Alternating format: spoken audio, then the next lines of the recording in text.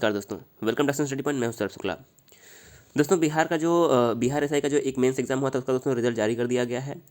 काफ़ी छात्रों का दोस्तों इसमें रिजल्ट आया होगा, 15,000 के लगभग लोगों का इसमें रिजल्ट आया है और काफ़ी लोगों का सिलेक्शन नहीं हुआ होगा। देखिए, बहुत सारे लोगों ने जो है बिहार एसआई का जो 2213 जो पोस्ट निकला था, बहुत से लोगों ने 2213 वाले पोस्ट में भी अप्लाई किया होगा। बिहार एसआई का जो पीटी होने वाला है दोस्तों, हम बात करें कि इसकी संभावना कब एग्जाम की, तो देखिए इसकी संभावना जो है फरवरी में होने की है, लेकिन अभी इसकी कोई दोस्तों पुष्टि नहीं हो पाई है। लेकिन आप फरवरी मान के ही जो है बिहार एसआई की जगह जो 2213 पोस्ट का जो आपका पीटी एग्ज़ाम है पोस्ट के लिए, तो आप फरवरी का मान के ही जो है इसकी तैयारी कीजिए, क्योंकि आपके पास जो है समय काफ़ी कम रहेगा। तो दोस्तों, इसी के लिए दोस्तों हम आपके लिए आज बिहार एसआई का जो पीटी 2213 पोस्ट के लिए होने वाला है उसके लिए हम एक प्रैक्टिस सेट लेकर आए। इसमें हम दोस्तों 35 प्रश्न देखने वाले हैं। वैसे आपके एग्जाम में 100 प्रश्न पूछे जाएंगे, जिसमें जीके और करंट अफेयर के होंगे। अगर आपको आज का वीडियो ये पसंद आता है तो हम आपको जो है रेगुलर मिलाकर जो है कम से कम 50 प्रश्न का जो है प्रैक्टिस सेट देंगे, ताकि जो है एग्जाम में काफ़ी आपको फायदा हो सकेगा। सभी प्रश्नों को हम व्याख्या के साथ आपको बताएंगे। इसके अलावा करंट अफेयर पर भी जो है हम आपको जो है लगातार वीडियो देंगे। अगर आपको वीडियो पसंद आता है तो वीडियो में अंत तक बने रहिएगा। 35 में से आप कितने प्रश्न सही कर पाते हैं हमें ज़रूर बताइएगा। इसकी पीडीएफ हम आपको हमारे टेलीग्राम पर मिल जाएगी, तो टेलीग्राम पर जाकर डायरेक्शन स्टडी पॉइंट सर्च करना है और वहाँ से आप जो है आसानी से पीडीएफ डाउनलोड कर सकते हैं। तो आइए शुरू करते हैं आज का वीडियो। देखिए, पहला प्रश्न क्या है, पृथ्वी को सूर्य की परिक्रमा करने में कितने जो है दिन लगते हैं। देखिए, पहली बात तो आपका ये पीटी एग्जाम है तो लेवल बहुत हाई नहीं होगा, तो ये नॉर्मल लेवल के हिसाब से ही आपको तैयारी करना है। तो पृथ्वी को सूर्य की परिक्रमा करने में कितने दिन लगते हैं। देखिए, यहाँ पर सारे ऑप्शन 365 से स्टार्ट हैं, तो इसमें से सही कौन सा है। तो देखिए, सही हमारा हो जाएगा यहाँ पर ऑप्शन नंबर बी, 365.25 दिन। देखिए, यहाँ पर याद रखना है कि पृथ्वी को सूर्य की परिक्रमा करने में 365 दिन और 6 घंटे लगते हैं। तो यही जो 6 घंटा एक्स्ट्रा होता है 4 साल में मिलकर 24 घंटा बन जाता है, यानी कि 6 को अगर हम 4 से गुणा कर दें तो 4 साल में 24 घंटा बन जाता है। तो यही 4 साल में जो है एक लीप ईयर आता है, यानी कि जो है 366 दिन जो है ये बन जाता है। तो यही 6 घंटे मिलकर जो है 4 साल में एक दिन बन जाता है, तो हमारा 366 दिन का लीप ईयर जो है हो जाता है।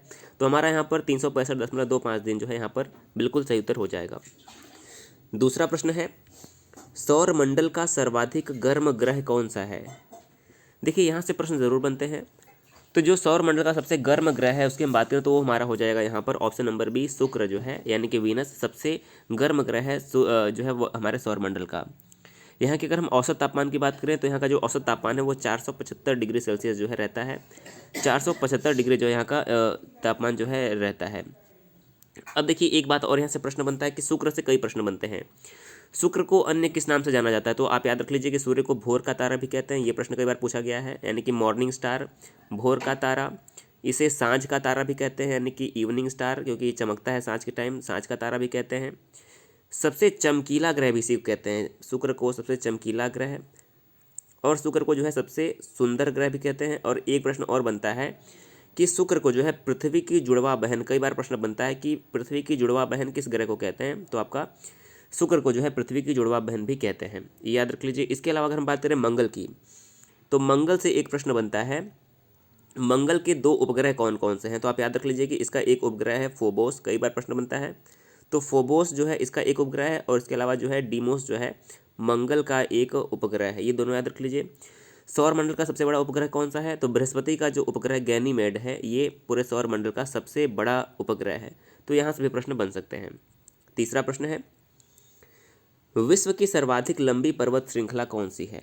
देखिए, ऊंची की बात करेगा तो आपको पता है कि आपका जो हिमालय पर्वत श्रृंखला में आपका जो माउंट एवरेस्ट सबसे ऊंचाई वाला है। यहाँ पर बात हो रही है सबसे लंबी पर्वत श्रृंखला कौन सी है, तो यहाँ पर आपका सही उत्तर हो जाएगा जो आपका एंडीज पर्वत श्रृंखला है। एंडीज जो है यह विश्व की सबसे लंबी पर्वत श्रृंखला में से एक है। ये दक्षिण अमेरिका के जो है पश्चिमी तट पर टेरा डेल फोगो से जो है पनामा तक, पनामा जो आपका नहर है वहाँ तक जाती है। कुल मिला के 7600 किलोमीटर लंबी हो जाएगी। आपको यहाँ पर याद रख लेना है कितनी, 7600 किलोमीटर जो है कुल लंबाई हो जाएगी एंडीज़ की। तो ऑप्शन नंबर अभी हमारा जो है करेक्ट हो जाएगा। चौथा प्रश्न है, विश्व का वृहत्तम डेल्टा निर्मित होता है किसके द्वारा, यानी कि विश्व का सबसे बड़ा डेल्टा किसके द्वारा निर्मित होता है, तो आप सभी को पता है कि गंगा एवं ब्रह्मपुत्र द्वारा जो है सुंदरबन डेल्टा बनता है। गंगा और ब्रह्मपुत्र का जो डेल्टा है उसे सुंदरबन कहते हैं, और यह विश्व का सबसे बड़ा जो है डेल्टा है। तो ऑप्शन नंबर ए हमारा सही आंसर हो जाएगा। तो यहाँ पर हमारा ऑप्शन नंबर जो ए है बिल्कुल करेक्ट आंसर हो जाएगा। पांचवा प्रश्न है, कपास उद्योग जिन कच्चे मालों पर आश्रित है वह किस प्रकार के आते हैं, यानी कि वेट लूजिंग आते हैं, यानी कि इन्हें भार ह्रास मूलक कहा जाता है, इनका भार कम होता रहता है। भार वृद्धि मूलक यानी कि इनका वेट गेन होता रहता है। भार सममूलक यानी कि वेट कांस्टेंट रहता है, या फिर ऊपर में से कोई नहीं।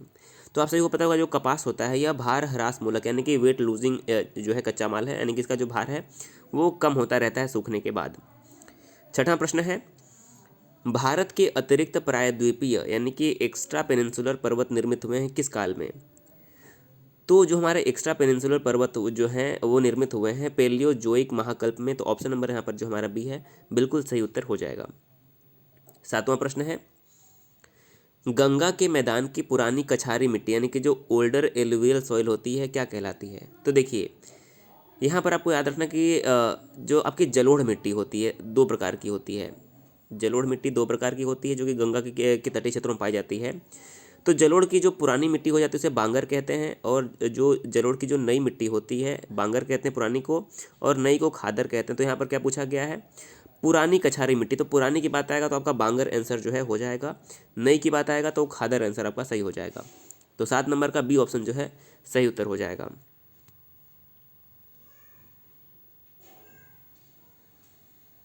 अगला प्रश्न है 8वां प्रश्न, विश्व का पहला तैरता हुआ शहर किस देश में निर्मित किया जाएगा?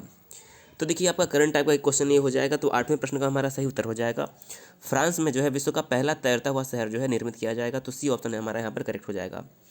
फ्रांस की बात करें तो फ्रांस की कैपिटल क्या हो जाएगा? फ्रांस की कैपिटल हो जाएगा पेरिस। यहाँ पर जो है आप याद रख लीजिए फ्रांस की कैपिटल जो है पेरिस करेक्ट आंसर हो जाएगा। अगला प्रश्न देखते हैं 9वां, भद्रावती इस्पात केंद्र कहाँ पर स्थित है?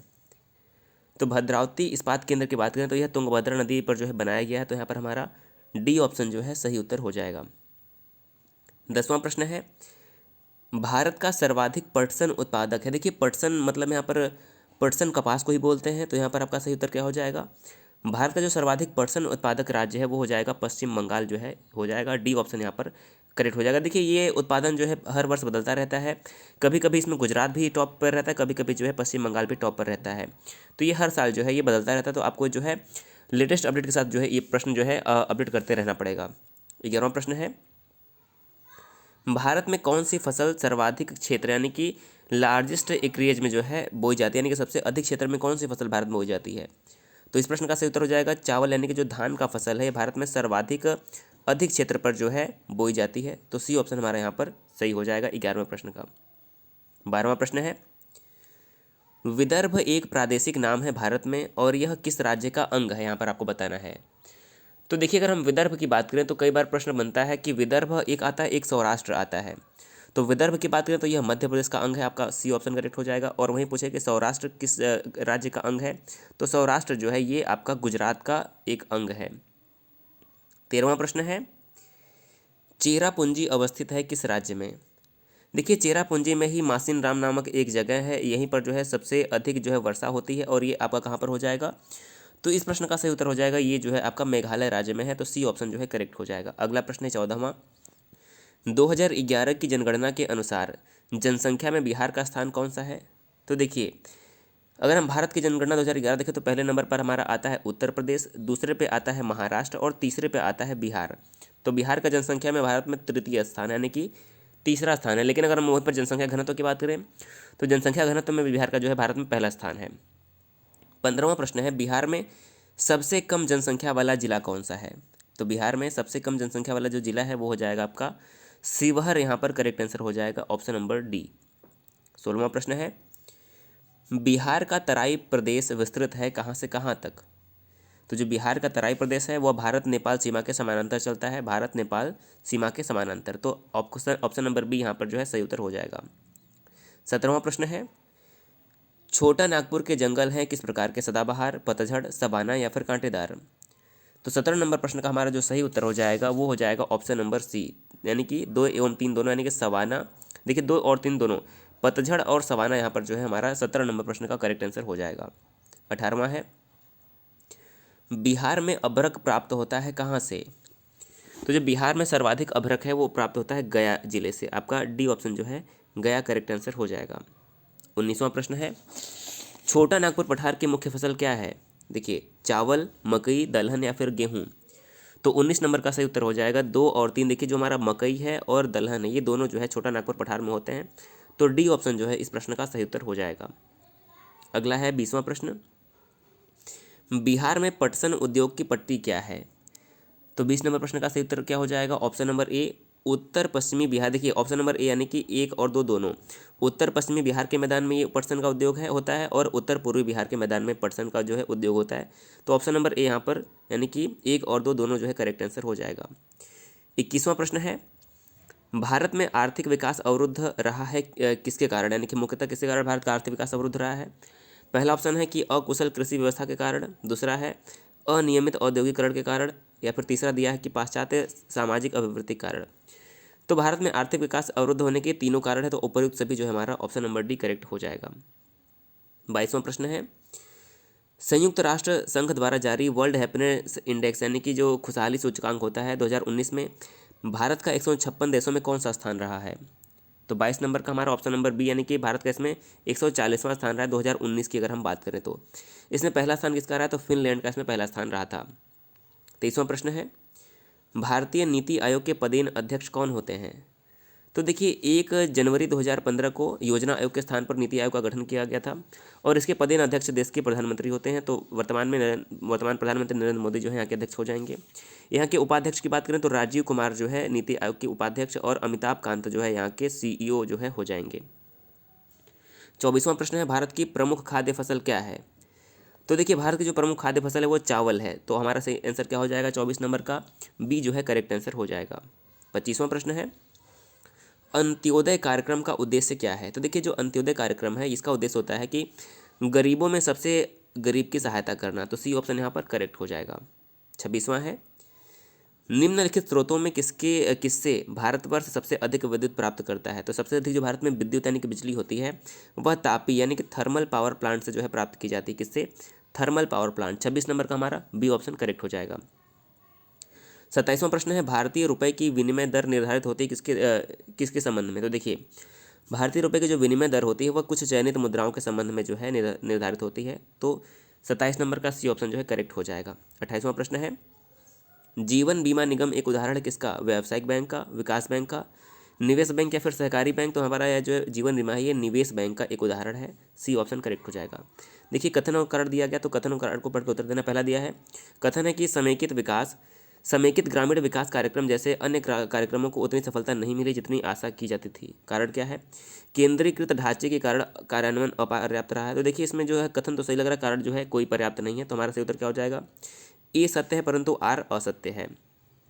अगला प्रश्न है हमारा यहाँ पर 30 नंबर प्रश्न है कि भारत में सबसे प्राचीन बृहत स्तरीय उद्योग कौन सा है? तो देखिए भारत का सबसे जो प्राचीन उद्योग है वो हमारा हो जाएगा कपड़ा उद्योग। सी ऑप्शन जो है कपड़ा उद्योग करेक्ट हो जाएगा। देखिए भारत में जो है पहली कपड़ा मिल जो है 1818 में लगाई गई थी। कब लगाई गई थी? 1818 में लगाई गई थी।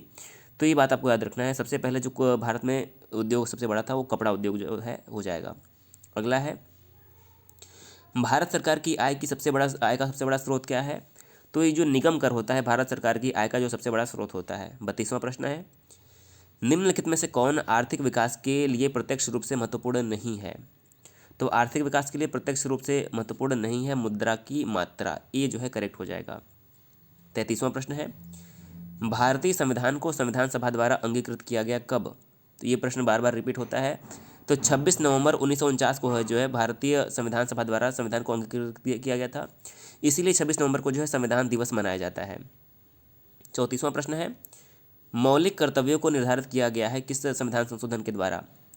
तो 34 नंबर का सी करेक्ट हो जाएगा। देखिए जो 42वां संविधान संशोधन हुआ था इसमें मौलिक कर्तव्यों को निर्धारित किया गया था और इसे संविधान के अनुच्छेद यानी कि भाग 4A में अनुच्छेद 51A के अंतर्गत जो है मौलिक कर्तव्यों को जो है रखा गया था। और आज का अंतिम प्रश्न है, संघीय मंत्री परिषद के मंत्री उत्तरदायी होते हैं किसके प्रति? तो ये हो जाएगा केवल लोकसभा के प्रति उत्तरदायी होते हैं। संघीय मंत्री परिषद के जो मंत्री होते हैं वह लोकसभा के प्रति उत्तरदायी होते हैं। तो ऑप्शन नंबर डी करेक्ट हो जाएगा। तो देखिए यहाँ पर हमने 35 प्रश्न देखे जो कि बिहार SIPT के लिए महत्वपूर्ण है। आपने कितने सही किए ज़रूर बताइएगा। अगर आपको वीडियो पसंद आता है तो हमें बताइएगा कि और आपको वीडियो चाहिए पसंद आता है तो हमें ज़रूर बताइएगा ताकि हम जो है आपको रेगुलर वीडियो दे पाएंगे। वीडियो देखने के लिए बहुत बहुत धन्यवाद।